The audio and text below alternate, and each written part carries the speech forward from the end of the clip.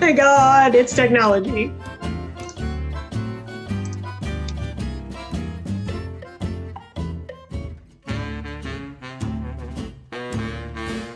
I see you.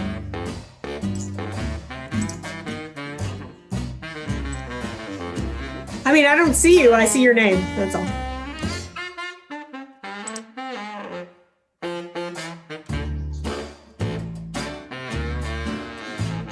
Technology's great.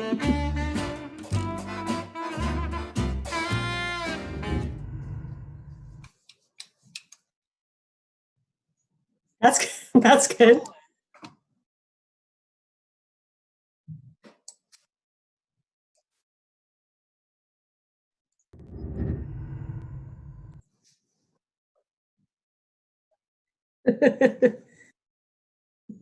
I see me.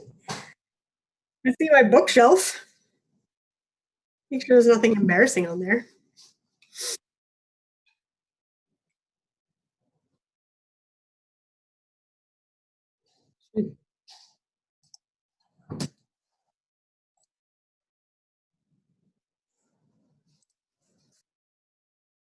Hi, world.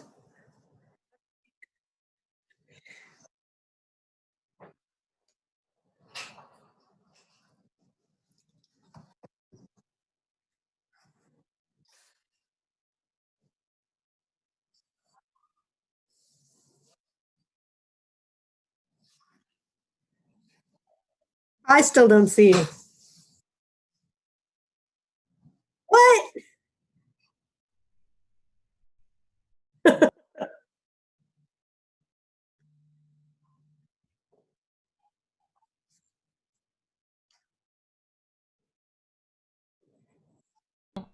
Check test. Can people in I the have to stream go hear on me the stream. now?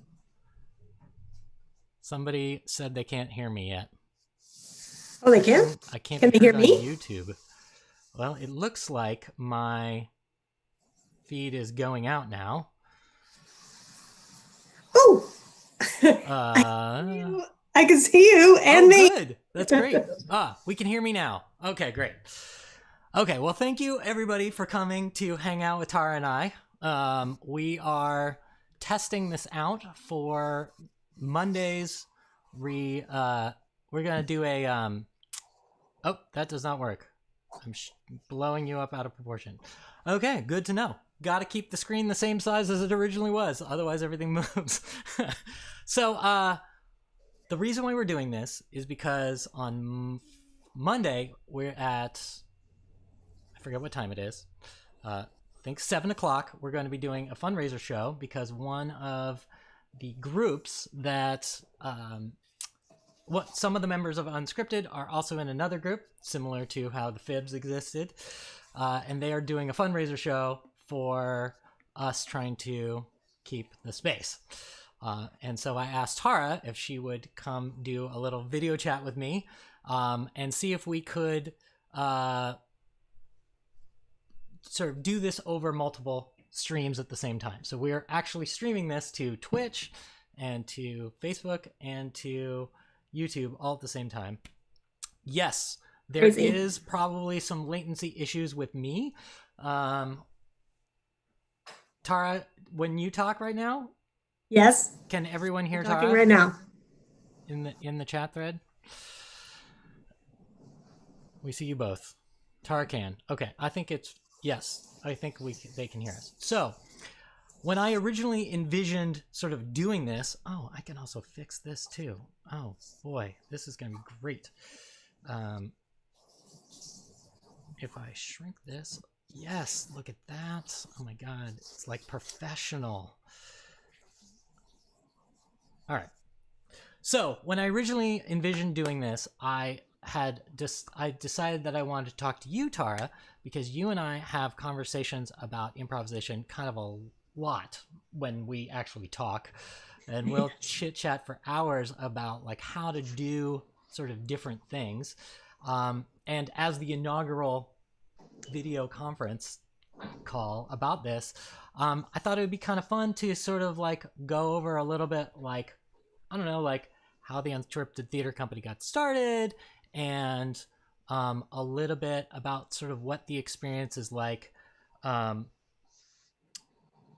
left Unscripted.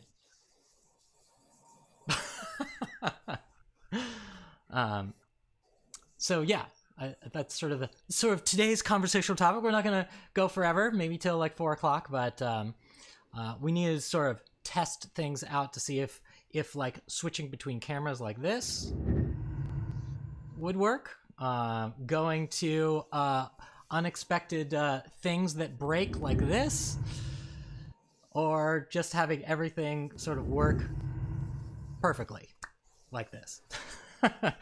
Tara, of course, doesn't see any of that. No, but hopefully I'm looking down at my unplanned intermission. Yes. I'm looking down at my phone, which is silenced, so I can kind of see what's happening. But so when we originally started Unscripted, you and I were some of the original people who did it, and the sort of Mel's Diner 5. Yeah, there was like 5 of us originally. Then we asked to see if a bunch of other people wanted to come with us. Most of them didn't. And then we started auditioning for every single run of shows that we did. And over time, the people who auditioned in shows eventually became part of Unscripted. And the people who originally started Unscripted moved on to other things. And I'm the only one left who decided to keep this going. But we've got a whole new crew of wonderful people right now who are we've got a fundraiser going on right now, headed by some of our newest members. And we've broken, we're at like 9,500 when we originally asked for, what was it? 3,000, 6,000, 6,000. We originally asked for $6,000, and we're already at 9,500. We're going for 12 now. So you remember this space that we're in. So the space that we got right now is the San Francisco Playhouse was the original members. Yeah. Yeah. And I used to work there, and we had that extra space, and I said to Bill English, my boss, hey, if no one's using that space, and when he saw that it was an opportunity to make a couple of bucks, and later we discovered unlimited free popcorn for Bill, he jumped at it and we moved in. It was great. It was nice to have our own space. It was nice. Nomadic for a while. Yeah, I was recording one of our first videos for YouTube in terms of talking about improvisation. And sort of the first and easiest topic to talk about, I figured, was Temenos. And that topic really affected a lot of our decision making early on in terms of what place we wanted to choose as our permanent home. Yes, because we had performed, we'd performed outside. We performed I've told people that because most of the places that I work with now have regular spaces or spaces that are actually spaces. I'm like, I remember back in the day, we had to show up a couple hours early and turn a yoga studio into a theater, and everyone pitched in and did the thing. And actually, that wasn't unscripted, was it? That was the Fibs. No, that was unscripted. There, it was unscripted. Yeah, for sure. Yeah. The Temescal Art Center, when we first started renting that yoga studio for our space, the front door was here, and right next door was a gate where you could slide money through a hole, and they'd slide you crack out the other direction. I don't know what everybody did at intermission, but maybe it was a nice perk. It's that space is totally gentrified now. That whole area is like really swanky and nice. We were definitely on the forefront of that. You're welcome. So the owner of the building, so the Playhouse moved to, do you remember the Post Street Theater? Yes. Oh yeah, I forgot about the Post Street. I had oh, what was I thinking about the exit? We were at the exit sometimes too. Yep. The Post Street Theater is where the Playhouse moved to. Right, right. So I they haven't moved. been there They since moved I moved. there. Much really nice space. I saw them do a production of what is it? Tim Minchin wrote it. Oh, Groundhog Day. Really good. oh, yeah, yeah. Really good. I love that. That was a really good show. Very. It was nice to see some writers take a stereotypical 90s unwoke story and move it forward 30 years and retell the same story but not make some of the same mistakes that the original story made. And they did a great job. Thus, that space is wonderful. It's a great home from them. But the management company eventually bought the building from the owner who was retiring. So we have actually a new landlord now from when you and I signed the lease to begin with. He's a little like hands off, I guess would be the kind way of putting it. And it has taken us a long time to sort of get him to the table when discussing what to do with COVID-19. And eventually, through some help from some nonprofit organizations in San Francisco, we were able to finally negotiate a rent decrease while the lockdown is in effect, which is great because we were really looking at going back to being an itinerant theater company. And we were literally calling places to move storage stuff. And then the next day or that same day, we had an agreement. And a lot of people at Unscripted, we like, That's good. Lucky.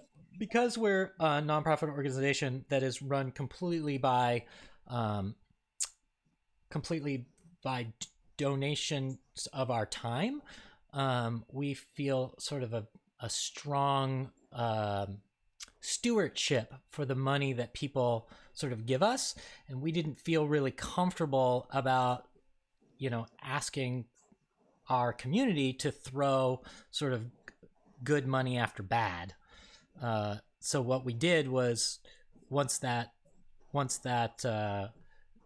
agreement was in place, we were able to go like, hey, you want to help donate to keep us around? Because before that, it would have been an unbelievable amount of money that we would have had to raise while we just to survive being closed.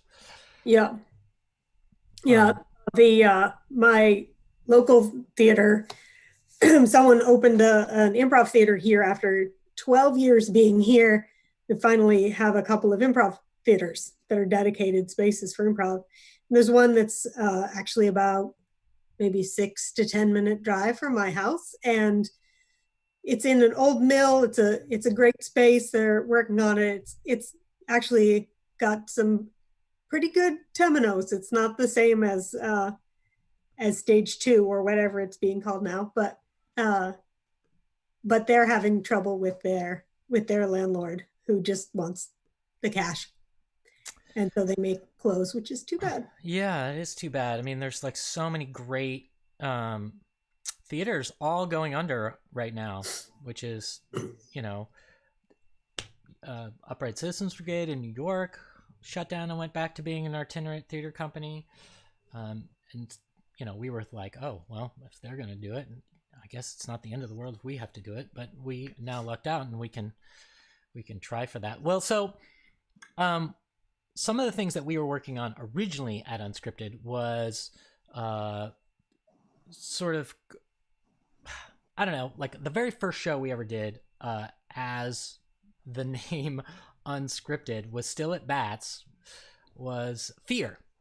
And the That's idea right. behind that show was, can you do an actual horror-based improv show that was actually a horror show and not a send-up of a horror show?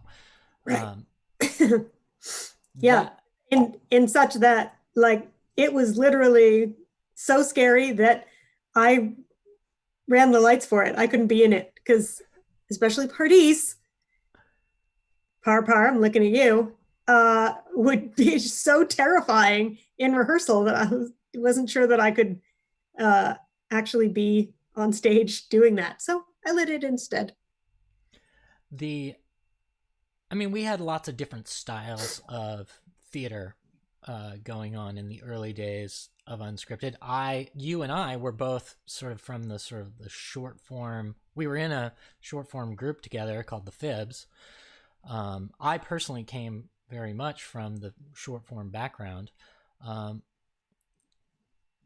but a lot of the work that we were pushing was our long form work and trying to do more genre specific kinds of performances. Yeah, and like that, I miss that very badly. I haven't been able to really get that back here. So you're in Maine now, correct? I am in Maine. I'm 3,000 miles away. Yeah. So you get to own three time zones. You get to own your own house, but yes. But so far, anyway, we'll see how that goes. What was the experience like? Sort of shifting to working with other groups after Unscripted. Well, we've had this conversation a lot. It has taken me a long time to find my improv feet here, and I'm not sure I've even found it yet. Bits and pieces. I've had some. I do an occasional duo show with Pardis Parsa, and we've had some shows that have been like sort of captured that dragon magic, where just like everything is, what's happening, it's gonna, time slows down and you're in the matrix and it's great. And then I also have been performing with Stranger Than Fiction, which is down in Portsmouth, New Hampshire, which is about an hour away, and making that drive a couple times a week to perform with them. And in the summertime, we do a lot of short form stuff. And I've been performing with them for 10 years. And is that any relation to the Stranger Than Fiction that was in San Francisco? No. Oh. Nope. It's Stranger Than Fiction's been around for almost 20 years. They used to do a thing out here called Camprov, which predates Camp Improv Utopia. I don't know. Oh, yes. Know about the camp folks. But that I think the last time they did a camp was about 10 years ago, right before I joined. So in the summertime, we perform weekly in a theater down in Portsmouth with no air conditioning and different like bits and pieces of other people's sets. So we perform on Tuesdays. And so the set, we don't know, anything could happen. We could walk in for our Tuesday night show. This has actually happened. And there's been a toilet in the middle of the stage. It's a thrust space, and the seats are configurable in different ways. So that's been like, it's been really useful. Oh, hey, I can see your face now. Yeah, this is not the camera that the audience is seeing. I realize I have two cameras. So much technology, holy crap. So that's, and then more recently I've been performing up here in Portland with a group called Yes and Company. So there's not a lot of people who are Johnstone trained, like most of us in Unscripted were at the time. And so that like sort of relearning things the Del Close way has been hard for me. And so I've sort of tried to keep my little Johnstonian space. And actually I've been able to it was 4 years ago today, actually, that I applied for the first time to travel to Ireland, to Improv Fest Ireland, to teach, and connected with a whole bunch of European improvisers who have been so inspiring to me. And they, like so much of European improv is Johnstone. So like finally to be around people, most like many of whom English is not their first language, but we're able to speak the same improv language, has been really cool. So I've loved my opportunities to go to Improv Fest Ireland. I've gone a couple of times and met fantastic improvisers like soul improvisers from Germany, from Ireland, from Spain, and so a lot of my focus is sort of turning in that direction, going to festivals and meeting. There's this really fantastic improv group that someday when we can travel again and do things again, I would love to go and train with them. It's Te Tribu, and they're in Milan in Italy, and they're so physical, and they did a show where like neither of the two people in the show spoke great English or were very confident in their English in the show that I saw. And so they barely spoke. But it was like the physicality and the character stuff and all of this amazing stuff that they've done. So that's a really long way for me to say, well, actually 12 years since I left, and I'm still trying to find my people. It's interesting when you say like, Johnstonian style, as someone who's sort of been at the Unscripted Theater Company for the past 17 years, I personally 17, holy shit, 18. We're going on 18. I mean, like we came up with the idea in 2002, so I know, it's right? 2020. That's can't see too much of my gray hair, but it's there, man. What does that mean? I mean, like I know I worked with Keith Johnstone sort of in like personally for a decade, going to private workshops with him and driving him around, and so like I know the guy really well, but that was also a while ago. And right, he doesn't leave Canada really anymore, so like when you say like Johnstonian style, like what does that mean? To me it's about story, and that's where I feel like that's where I'm looking for people who are speaking my same language. It's about telling stories, but it's also about like character development in terms of story, like serving the story, seeing the big picture, and everything that you do is coming together. Even if you're not, like a lot of people who are more Del Close trained are very critical about, it's so narrative heavy and you're chasing the story and you're throwing everything out, and it should be about game. But I actually think, like, in a lot of ways, we're talking about the same stuff. We're talking about trying to make connections and hang things together and tell a cohesive story, but like someone who's into game would be like, oh, no story. But I also feel like I feel really lucky to have had have gotten to work with Keith and to have had that be I took improv in college, but we didn't have any like text to hang stuff on. We played games and it was terrifying, and then it was great. But I feel lucky to have come up in that style because it suits me way better. Like, I don't think I would be an improviser today if I'd come up in Chicago or New York where everything is about game. Like, game doesn't resonate for me. Right. So like, I guess the difference is looking for sort of who is writing the story and trying to speak in the voice of whatever that author is, as opposed to finding sort of the moment of the story that game driven improvisers are looking for. Yeah, well, it's also like, it's more like game is more about comedy, Mm.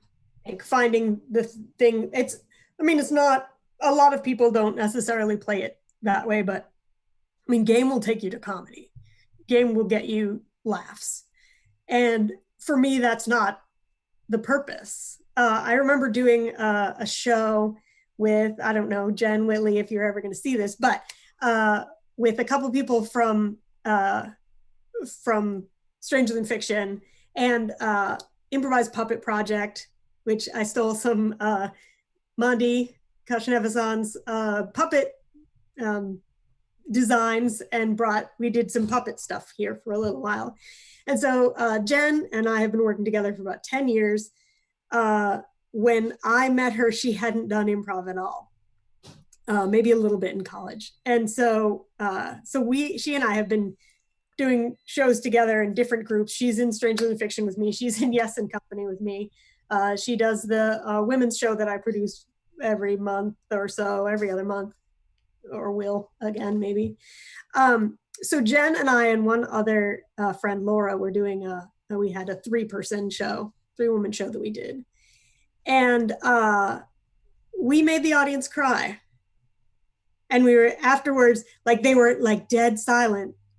And we were like, yes, so like someone who's maybe has a different training isn't going to trust that the audience, like we had the audience like right here and then it was that moment where like everything just slows down and it's like Matrix and everything is like, exactly what's going to happen. And you just trust the improv. You just trust the story that it's going to be what it is and that it will find it's itself. Funny, I think those same skills actually translate quite nicely to this platform because you don't have that same sort of like audience interaction like as a barometer for telling you kind of like how your work is being received. And having that sort of undermine the foundation of your work to not have it there, to just sort of trust the story that you're telling and working with your other improvisers on stage to just tell that story, focus on that work. And then you sort of bring the audience along for the ride, because in a medium like this, you don't have that sort of direct kind of feedback, and I've seen it sort of be a difficult hurdle to overcome. Yeah, because you don't have there's no, yes, there's people watching maybe. Right now it looks like there's 3. But yes, but there's no you're not getting that immediate audience feedback that you really need for comedy. I certainly would. Like if I was trying to be funny, I would need feedback because I don't know. Like the things that I think are funny probably are not actually funny at all. They make me laugh. Well, hey, there's a school of business out there that suggests that if you at least make your product for yourself, you are for sure to have one customer. And if you try to make it for other people, you run the risk of having no customers. That's right. So I should clarify what I said before. Like I was saying, I've been in Maine for 12 years and like, I love it here. This is a great place to be. I miss Unscripted all the time, but, I've said, I haven't really found my people, but that's not actually true. I just haven't found like one group like that just feels as comfortable as Unscripted did. And that's, to be fair, Unscripted, I got to make it the way I wanted it to be. Like back when we were starting. Did you start an all-woman improv group out there? I did. And so you should smile more. But it's not a specific group. It's a show. So it's every other month. And it's modeled on, or it's sort of inspired by that time of the month again, shows that we used to do at Bats 1,000 1,000 years ago. And so it came from a place of anger when I was frustrated about a show that didn't about a situation that didn't go the way I wanted. And so I was like, well, you know what? I can be pissed off about it, or I can make a show that's what I want, which is a show with women and non-binary improvisers that come together and trust that. I mean, the theory of it is, A, if you trust the improv, and B, women are taught from a very early age to take care of people, right? For the most part. I mean, we can ignore it or, but the world expects that of us, I think. And so we do a show where it's people who I try to have at least one person in every show who has not done the show before. So there's always people in the show that you don't know, and you come 2 hours before the show. We work out together, just warm up together. We do the show together. Are we doing world changing improv in it? No, we are not. But it's right now in this group, we have about 25 to 30 women and non-binary improvisers from northern New England. And we have people come up from Massachusetts, from New Hampshire, from all over Maine that have performed together. And I see people on Facebook that I know didn't know each other until my show. And they come together and so that is an experience where you did sit down and sort of create something. What did being in charge sort of give you more of what you were hoping for when joining other groups? A little bit, because for me, it's I really miss the improv that we did with Unscripted, but I also miss the community. There was a time when Alan and Susan and I all lived within a couple blocks of each other. And there was that, I miss that a lot, that community. And so for 10 years or so, I was waiting for that community to find me. And so I've started making that community for myself. Oh, and in March, we were supposed to have a show, which we couldn't do, of course, because of this. And so we did an online show, and I was able to invite people from all walks of my improv life. So some of my European friends, some people from California, some people from now, and so I had people come, Eve Smythe from ages ago, from the original That Time of the Month Again shows.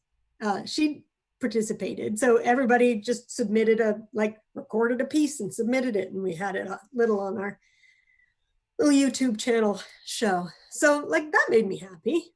I've seen some really good stuff with pre-recorded video in that regard. In fact, one of my favorite streaming, bye Brittany. Brittany has been very helpful in are we down to 2? helping us. Oh no, we were up to 4, but no, Brittany is good. It's takes the pressure off. She's been very helpful in helping get the fundraiser going, so she swung in here really quick to check out and see what we were doing. Sorry, what were we just talking about? Does it matter? I don't mean that. I mean, it's you and me talking, so it doesn't matter what we're talking about. It doesn't really matter. I forgot what I was talking about. Oh well. Something about building the improv you want or something. I don't remember. You like my mug, by the way? I do like your mug. That's the original. It wasn't our logo. It was But the Comedy U guys. We moved away from them.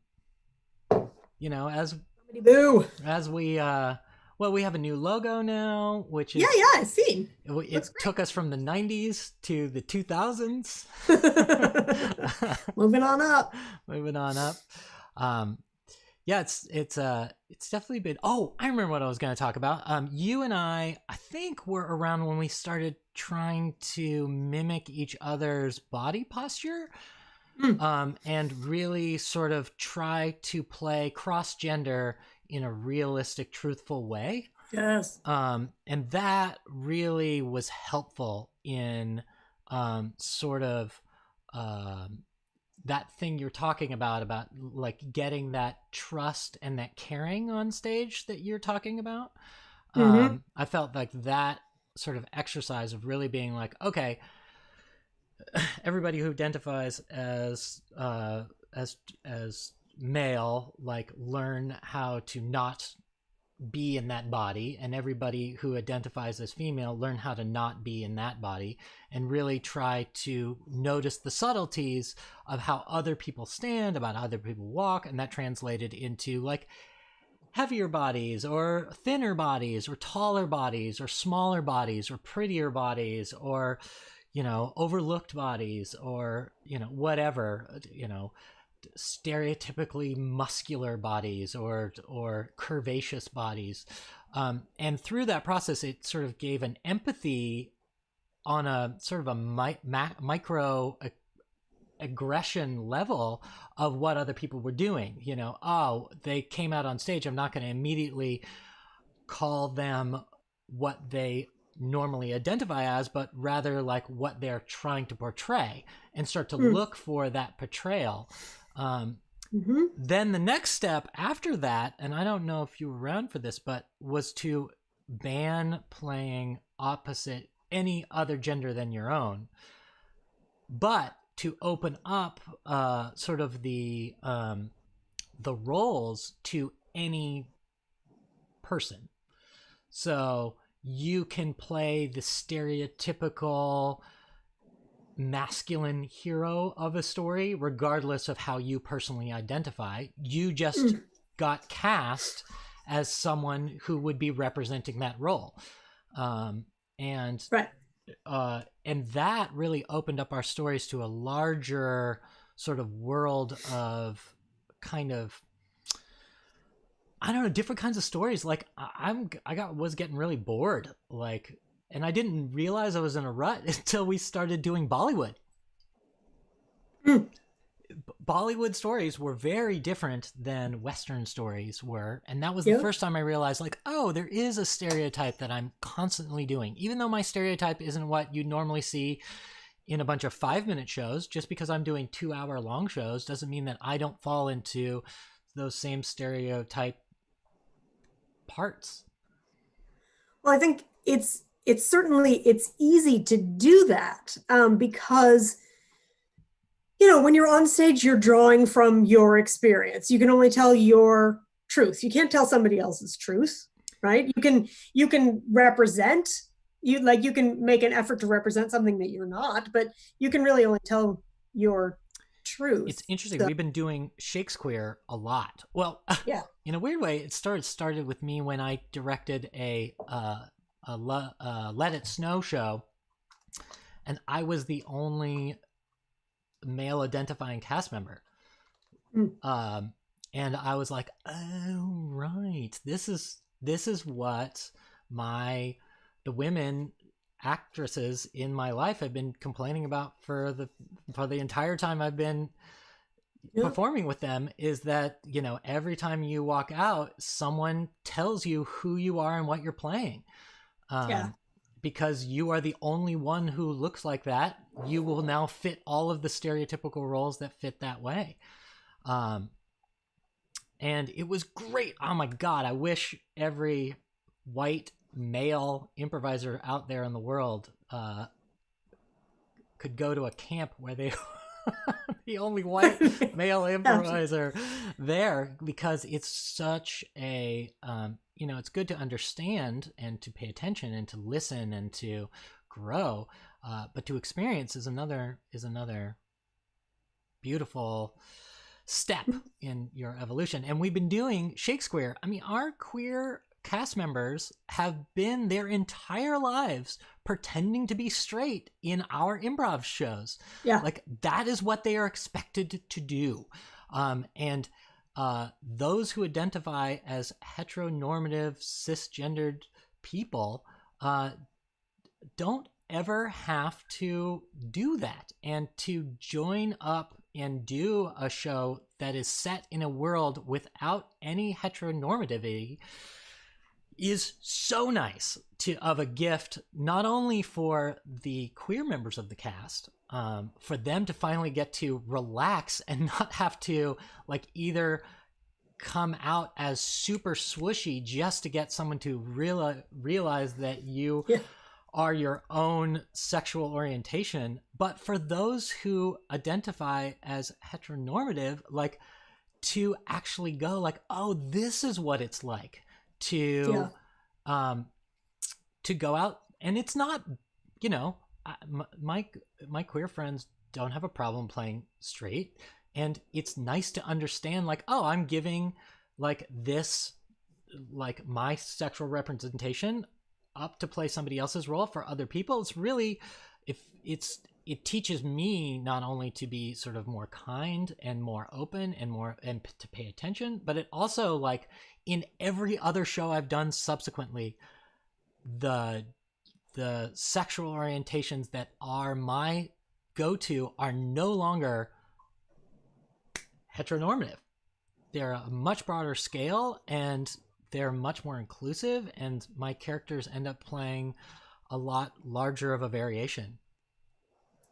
I remember talking a lot in my years in Unscripted about doing things on purpose.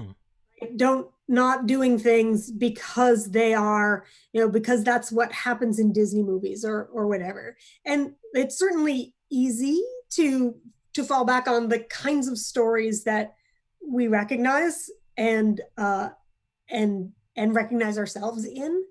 But to challenge yourself to be like, well, wait, do we like this? This is the easy choice. Are there other choices? And when I've been teaching, I try to teach that. And my most wonderful times of when I'm teaching, actually, going back to the sort of gender display thing, I try to teach that in my 201 classes. Like we do a whole session on like moving and how you move as different people, and we were doing, and I had someone in my class who was like so determined to like gender females as females, no matter what kind of cues they were putting out. They were females, and they were like, they had certain roles, and women were women and men were men. Like, and in the side of my head was like, this is a very important thing that you're saying right now. And because there were a couple of the classes, I think, evenly split between women and men, and two of the women in the class were not like super gender conforming. So I was like, okay, this is a chance that I have to take care of my students in an incredibly important way that they may have never been taken care of in an acting class before. Yeah. Like trying to figure out how, like stopping the class and be like, what's going on? And like talk about that. Yes. And it's so important. It's so important. And it's so good to start early. Like, I think I have started doing it at the beginning of my first beginning class to be like, it's time to address this issue. I know you didn't realize you're coming here to address this issue, but those who for a gender and sexuality class, yeah, right? But gonna get some experience in public speaking. For those who have always, you know, spread their legs on the subway, and never noticed that they are elbowing other people out of the way, to have that conversation in the first class sort of resets the expectations of what their micro behavior of improv is going to be allowed. Because I don't know, we both read and talked about Blink a lot when it first came out, but there's a chapter missing in that book. And that chapter is like, okay, you've identified that spontaneous decision-making happens, and you've identified times when it happens for the positive, and you've identified times that it happens for the negative, but you haven't given us, Michael Gladwell, in the last chapter of the book, how do you fix it? Like, how do you take the things that are awesome from spontaneously making decisions, and how do you retrain the things that aren't awesome for spontaneously making decisions, so that when you make spontaneous decisions, you're making spontaneous decisions that are good for society? And if you're a doctor, what's good for society is making your patients whole. If you're a police officer, it's making the community that you serve feel protected and taken care of. And when you're an improviser, it's making the audience see a world that is better than the world that they are currently living in. That's, like, for me, one of the most glorious parts about improv is that I get to, like, I have the option of being anyone, of any age, of any gender.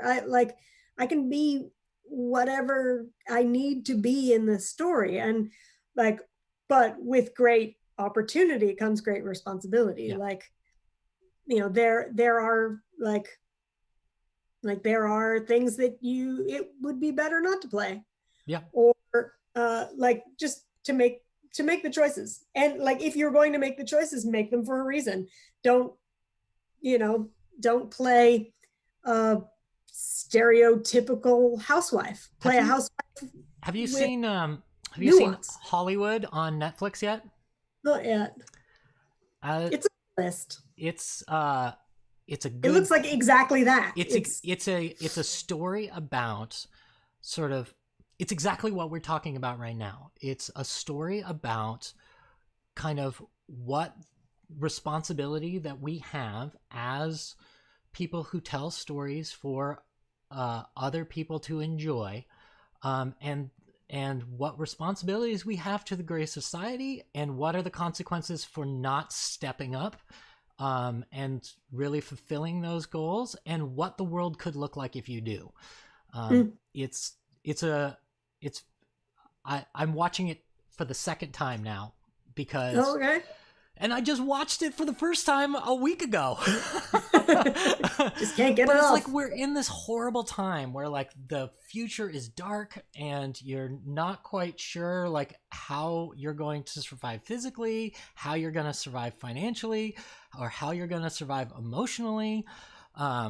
You're worried about yourself, you're worried about your loved ones, you're worried about your family members, you're worried about your business, you're worried about your community, you're worried about the businesses that are going out of business. Like, there's so much pressure right now that the genre of hope punk is really powerful.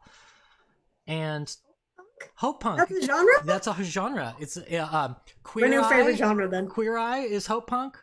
Is it? I like it. Let's see what else. There's so many good hope punk stories going on right now. Remember that I am very, very far out of the circle here in Maine. I mean, yes, Portland is the biggest city, but it is very small. The Great British Bake Off is hope punk. Okay, well then, hope punk is my new favorite genre. Right. Like the new this She-Ra, is everything. The new She-Ra show is hope which punk. You love. So good. Like I just watched some really good, there's some really good teen movies and television shows on Netflix right now that are kind of in the hope punk genre, or at least, speaking from a woke writer point of view, and it's really fun. But Hollywood is definitely hope punk. They rewrite history but don't ignore history. They make an inclusive story without having the story be about the same tired tropes that we keep having to see. Like, the story isn't like slavery didn't exist, or let's only tell a story about slavery, right? Like it's nice to see a story in which like Black Panther, where you get to see a more inclusive view on who the superhero gets to be.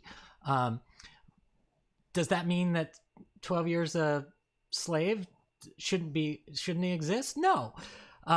They're both important, but if you only tell 12 Years a Slave, is that really the name of that movie? Think so? I didn't see it. It weighs on you. It weighs on society. So you don't want to punk. You don't want to erase past, but you do want to show a possibility of a world that could exist if we live to our better selves. Well, that's what we need right now. Yeah.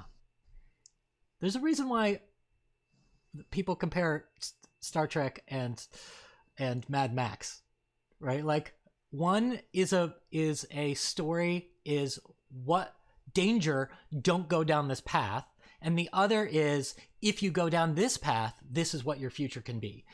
You need both. Earl Grey. Yeah. Hot. All right. Well, Tara, thank you very much for having this little chat with me. Thank you. Thanks for asking me out all of these wonderful things. And I think if you go to Twitch after this, you could probably watch the recording of what the final product looked like, where I was on screen the entire time, and there was cut screens, and there'll be an outro screen, which I haven't put the music in yet too, but I'll try to do that while the stream is going up. But yes, this has been very helpful. Yay. Well, we'll do this again. What? We'll do this again. Okay. Yeah. Well, where am I going? I'm not going anywhere. We need content, so we'll have talks about improv all the time. I got your content right here. Thank you, Tara. I'll talk to you soon. And you actually don't need to go anywhere. I'm gonna just swap to the other screen, and we'll close. But thank you very much, all those people out there in the wonderful world of online streaming land. Both of you, which could hey, plural. It's plural. But this will be probably saved and can be viewed in the future. So all those people who are watching this after the fact, thanks for taking the time to watch this. And my future fans. And there's probably a link somewhere to our GoFundMe campaign. So keep, good luck with the fundraiser. Stay alive. Alive. All right. Let's see. How do I end? All right. I go to this. And then, no, my microphone is still going. Nope. I'll just drink water.